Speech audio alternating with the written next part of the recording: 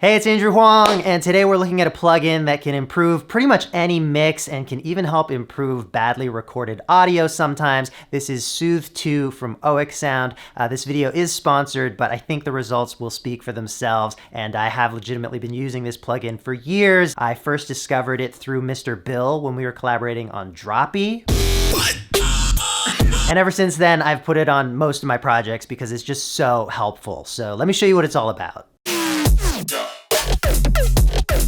So what Soothe2 does is detect harsh frequency buildups and then suppress them for you. Somewhat automatically. You have a lot of control over it, but it is dealing with so many little frequency bands that it would be kind of useless for you to like go in and dial them around manually. Here's a little bit of electric guitar. And that sounds all right to me, but let's put Soothe on it. So you can see it here reducing a bunch of these harsh frequencies. Let's A/B this, and I think you'll hear the difference pretty clearly.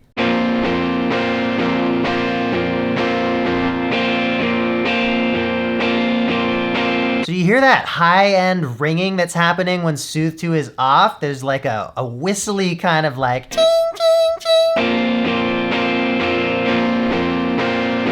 I didn't notice it too much at first, but after having Soothe2 on it, I'm like, wow, that is like this harsh thing that's happening that doesn't need to be there. And with Soothe2 on there, even though this is a plugin that's doing a bunch of audio processing on my sound, it actually sounds more natural and more what I'd like it to be, more what I would intend a guitar to sound like. I'm just in the habit now of putting Soothe on all my electric guitars. Definitely every time I record drums, it goes on the cymbals, just to check, because I find that it will almost always make an improvement in those kinds of areas. And it's stuff that I wasn't necessarily thinking of as a problem. But with mixing, you're making these 5% improvements all over the place, and at the end of the day, it adds up. Because you can imagine if there's a number of these harsh frequency buildups on a bunch of your tracks, they're all getting stacked up, and the overall picture is a worse mix. If you watch as it's working, it's dipping a lot of different frequencies in pretty narrow bands, and it's only dipping them when they become resonant and harsh. So it's not like constantly scooping stuff out, which is what often kind of takes away too much from the original audio and gives that kind of scooped sound. And this is all adjustable too. So depth sets the amount of the effect.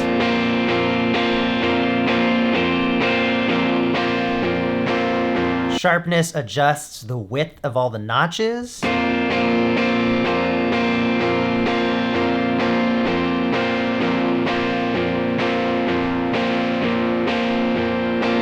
And selectivity is sort of like, how choosy do you want it to be? Do you want it to like really go after things that are sharp resonances, or can it kind of attack broader areas?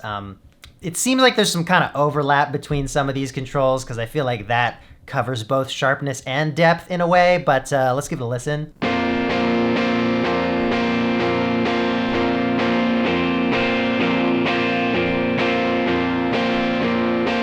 So you hear more of an effect when there's less selectivity, because it's just being like, all right, we're gonna suppress everything we can. I know some of the changes we're hearing are pretty subtle, but I hope this is coming across. And mixing is a subtle art. And when you're kind of stacking up these couple of percents of improvements across a whole track, it does add up.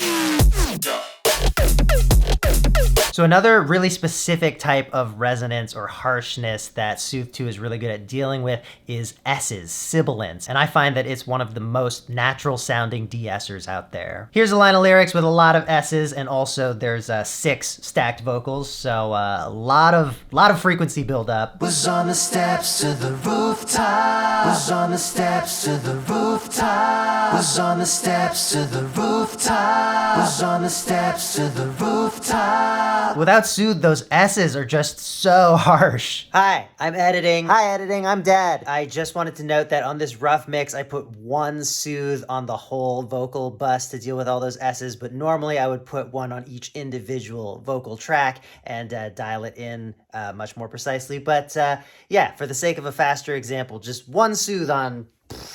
Okay, back to the video. So here's probably a good spot to explain more of the interface to you. You've obviously notice this EQ looking thing here.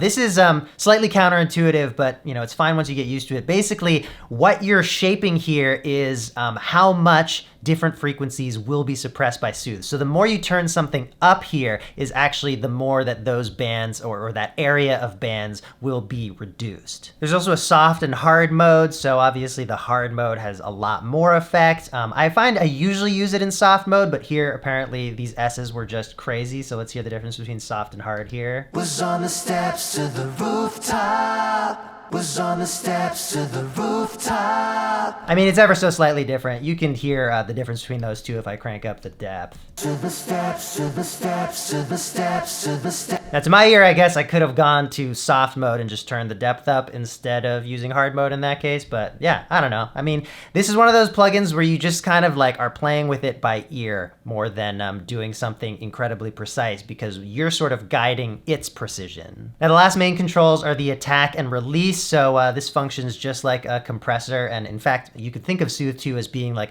a whole bunch, thousands of tiny little like compressors for just individual frequency bands. So for de-essing, I just wanted it to really clamp down on all those S's. So I have it at the fastest setting. But if you're dealing with a sound that has some more kind of like plucky transients, you might not want the suppression on those transients. And you can instead have that suppression come in gradually as the sound continues. Release, also like a compressor. I usually keep the release pretty fast because once the resonances are gone, I don't want that suppression to continue on the frequencies. So if I turn it up here, you'll definitely hear that. To the steps, to the steps, to the steps, to the steps, to the steps, to the steps, to the steps, to the steps. But it's just a helpful parameter to let you dial in what's gonna sound natural as you are dynamically dipping these frequencies. So these resonance suppression features can also be used to improve the sound of cheaper microphones because the things that make a microphone bad are resonances, are these places where the frequency response is uneven, there's like harsh ringing,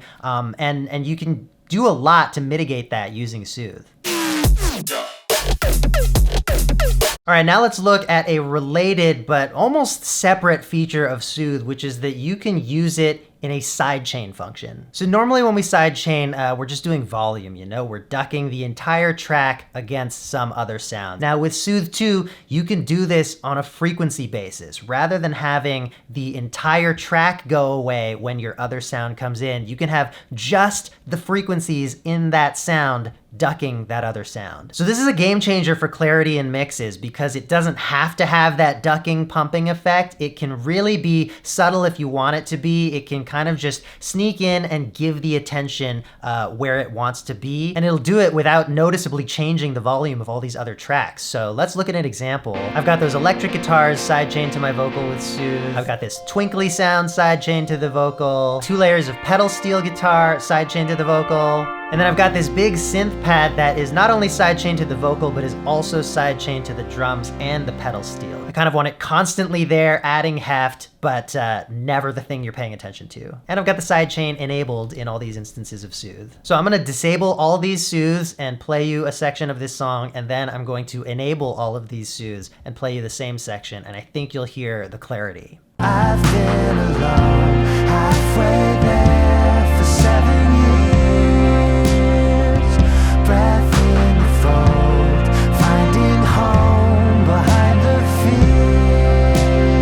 So the vocals are just that much more present. There's not so much competition in those mid-high range frequencies. I hope this is translating through a YouTube video and whatever YouTube does to audio. But I mean, the point here is to be subtle. I want a little bit more intelligibility and clarity to those lyrics without it feeling like every time I sing, the guitar is getting dipped and the synth is getting dipped. They're just like moving out of the way the exact amount that they need to in those frequency bands where the vocal is happening. One other thing that I'll mention is that Soothe2 can be a really great troubleshooting tool, helping you find these harsh areas in your audio because you can hold Alt while moving one of these nodes and then it will play you the delta. The delta, being a math term for like the thing that is not the inverse, the part that Soothe is taking away.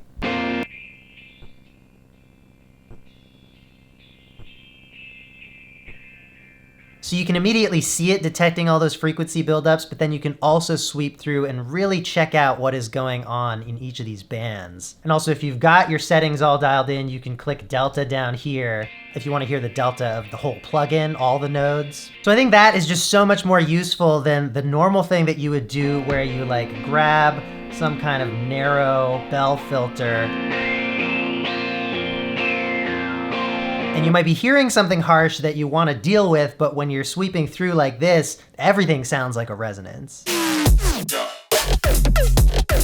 Kind of a weird bonus, but you can use this delta stuff as an interesting sound design tool sometimes. So like, let's check out a drum loop, go with Killaman Zigo. Here's the raw. Now if we put Soothe2 on with the delta, we can like, you know, just create some different tones out of this and resample that for later use.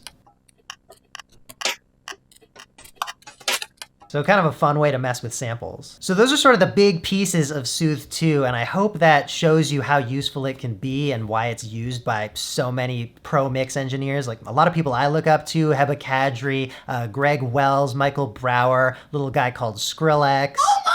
So there is a 20-day trial of Soothe2 that I'll link to in the description if you want to try it out before you decide to buy it. Make sure you like it, make sure it works for you. Thanks again to OX Sound for sponsoring this video and supporting my channel. But like I said, I've been using Soothe2 for ages and I use it tons and tons. It just helps in a way that no other plugin can. All right, I'll be back with another video soon. Thanks so much for watching.